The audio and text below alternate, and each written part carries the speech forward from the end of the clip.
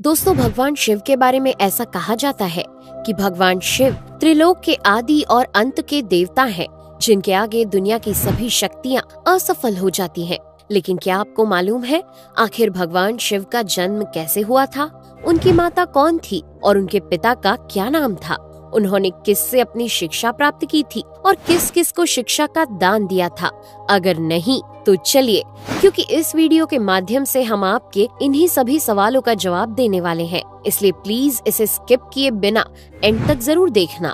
दोस्तों, आज सबसे पहले भगवान शिव के जन्म से जुड़ी पहली कहानी यानी शिव पुराण की एक लोकप्रिय कथा के बारे में बताने वाले हैं। शिव पुराण के अनुसार भगवान शिव को स्वयंभू माना जाता है, जिसका मतलब होता है कि भगवान शिव का जन्म स्वयं ही हुआ था।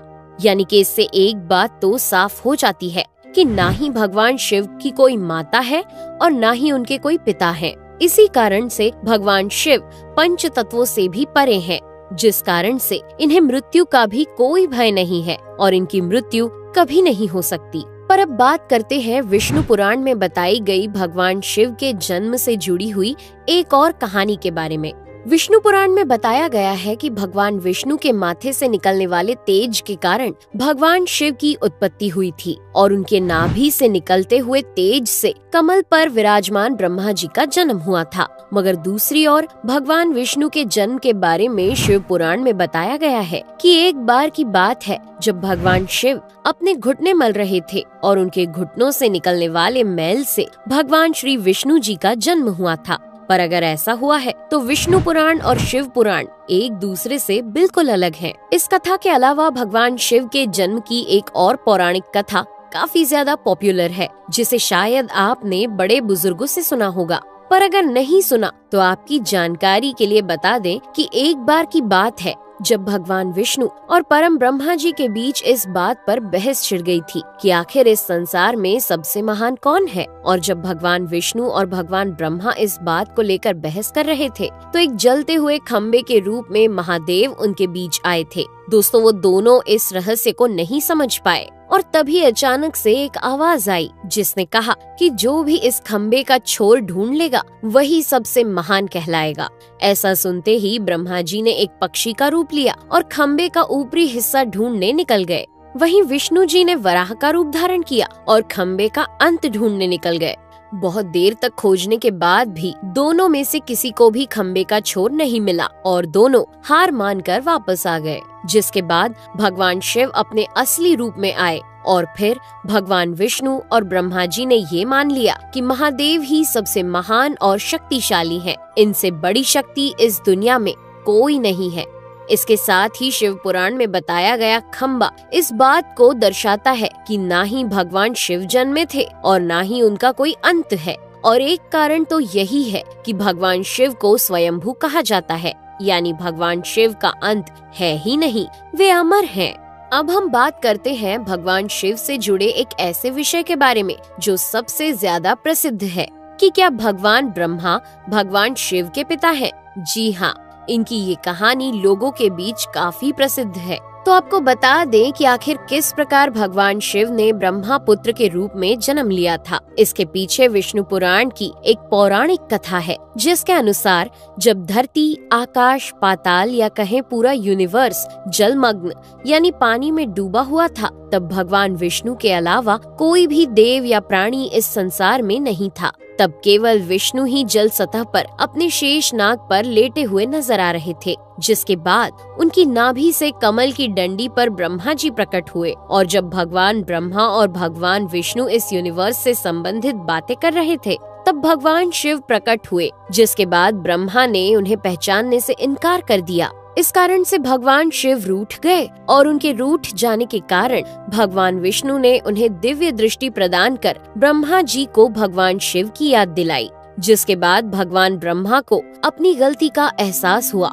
और शिव से क्षमा मांगते हुए उन्होंने उनसे अपने पुत्र रूप में पैदा होने का आशीर्वाद मांगा। जिस कारण से भगवान शिव ने भगवान ब्रह्मा की प्रार्थना को स्वीकार करते हुए उन्हें ये आशीर्वाद दे दिया। लेकिन इसके बाद जब भगवान ब्रह्मा ने इस सृष्टि की रचना शुरू की तो उन्हें एक बच्चे की जरूरत पड़ी और तब उन्हें भगवान शिव का आशीर्वाद ध्यान आया। जिसके लिए भगवान ब्रह्मा ने तपस्या की और बालक के रूप में भगवान शिव उनकी गोद में रोते हुए प्रकट हुए। आपको बता दें कि ये भगवान शिव का एकमात्र बाल रूप है। जब भगवान ब्रह्मा ने उनके रोने का कारण पूछा तो उन्होंने बताया कि उनका कोई नाम नहीं है। तब भगवान ब्रह्मा ने भगवान शिव का नाम रुद्र रख दिया, जिसका मतलब होता है रोने वाला। पर इसके बावजूद भी भगवान शिव चुप नहीं हुए, इसलिए ब्रह्मा ने उन्हें दूसरा नाम दिया। पर शिव को वो नाम भी पसंद नहीं आया और फिर भी वे चुप नहीं हुए। इस तरह शिव को चुप कराने के लिए भगवान ब्रह्मा ने भगवान शिव को 108 नाम दिए थे, जो रुद्र, शर्व, भाव, उग्र, भीम, पशुपति, ईशान और महादेव जैसे नाम थे। और शिव पुराण के अनुसार उनके ये नाम पृथ्वी पर लिखे गए थे। इसके बाद बात आती है श्रीमद् देवी महापुराण की। तो श्रीमद् देवी महापुराण में भगवान शिव की माता और पिता के बारे में बताया गया है। श्रीमद् देवी महापुराण के अनुसार देखा जाए तो एक बार जब भगवान नारद जी ने अपने पिता भगवान ब्रह्मा जी से पूछा कि इस सृष्टि का निर्माण किसने किया है, साथ ही भगवान विष्णु, भगवान शिव और आपके माता पिता कौन है, तब भगवान ब्रह्मा जी ने नारद जी को त्रिदेवों के जन्म के बारे में बताया। जो बताया वो वाकई चौंका देने वाली बात थी। दरअसल उन्होंने कहा कि देवी दुर्गा और शिव स्वरूप ब्रह्मा के योग से ब्रह्मा, विष्णु और महेश का जन्म हुआ था। यानी प्रकृति का रूप लिए माँ दुर्गा ही हम तीनों की माता है और ब्रह्मा यानी काल सदाशिव हमारे पिता है। इसके साथ ही श्रीमद् देवी महापुराण में भी भगवान विष्णु और भगवान ब्रह्मा के बीच हुए झगड़े की एक कहानी मिलती है, जिसके अनुसार एक बार श्री ब्रह्मा जी और विष्णु जी में झगड़ा हुआ और दोनों में बहस छिड़ी हुई थी। तब भगवान ब्रह्मा ने कहा कि सृष्टि को मैंने बनाया है और मैं ही प्रजापिता हूँ, जिसके जवाब में भगवान विष्णु जी ने कहा कि मैं आपका पिता हूँ, क्योंकि आप मेरी नाभि से निकले हुए कमल से पैदा हुए हैं। और धीरे धीरे कर ये बहस बढ़ती गई। दोस्तों, इसके बाद इन दोनों का झगड़ा सुनकर सदाशिव वहाँ पहुँचे और उन्होंने कहा कि पुत्रों, मैंने ही तुमको इस संसार को बनाने और इसे संभालने के केवल 2 काम दिए हैं।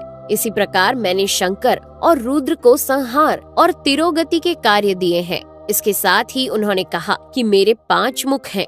एक मुख से अकार, दूसरे मुख से उकार, तीसरे मुख से मुकार, चौथे मुख से बिंदु और 5वें मुख से नाद यानी कि शब्द प्रकट हुए हैं। उन्हीं 5 को एक साथ मिलाकर देखा जाए तो एक अक्षर ओम बनता है, जिसे आज हम सभी भगवान शिव के मूल मंत्र के रूप से जानते हैं। इतना कहने के बाद भगवान ब्रह्मा और विष्णु दोनों ही समझ गए कि भगवान शिव से ज्यादा शक्तिशाली इस दुनिया में कुछ भी नहीं है और दोनों ने भगवान शिव को प्रणाम किया और चले गए। चलिए दोस्तों, अब जब आप भगवान शिव के बारे में इतना तो जान ही चुके हैं, तो क्या आपको पता है कि आखिर भगवान शिव ने किससे शिक्षा प्राप्त की थी और उनके गुरु कौन थे? हम जानते हैं, शायद ही इसका जवाब आप में से किसी को पता होगा, पर जिन्हें नहीं पता उन्हें बता दें कि भगवान शिव स्वयं इस संसार के गुरु माने जाते हैं, जिन्होंने इस संसार में गुरु शिष्य की परंपरा की शुरुआत की थी। लेकिन अगर सवाल आता है कि आखिर भगवान शिव किसके गुरु थे, तो आपको जरूर जान लेना चाहिए कि हिंदू धर्म के ग्रंथ कहते हैं कि ब्रह्मा जी और शिव जी इस संसार के सबसे पहले गुरु हैं, जिन्होंने गुरु शिष्य के इस रिश्ते की शुरुआत की थी। जहां भगवान ब्रह्मा ने अपने मानस पुत्रों को शिक्षा प्रदान की थी, वहीं भगवान शिव ने अपना ज्ञान केवल अपने 60 शिष्यों को दिया था। यानी भगवान शिव 60 शिष्यों के गुरु थे और वे जिन शिष्यों के गुरु थे उन्हें आज के समय में सप्त ऋषियों का दर्जा दिया गया है। तो दोस्तों, ये थे भगवान शिव के जन्म से जुड़े हुए कुछ फैक्ट्स, जो आपको कैसे लगे हमें कमेंट करके जरूर बताइए। साथ ही अगर आपको वीडियो पसंद आया हो तो इसे लाइक और चैनल को सब्सक्राइब करना बिल्कुल ना भूलें। धन्यवाद।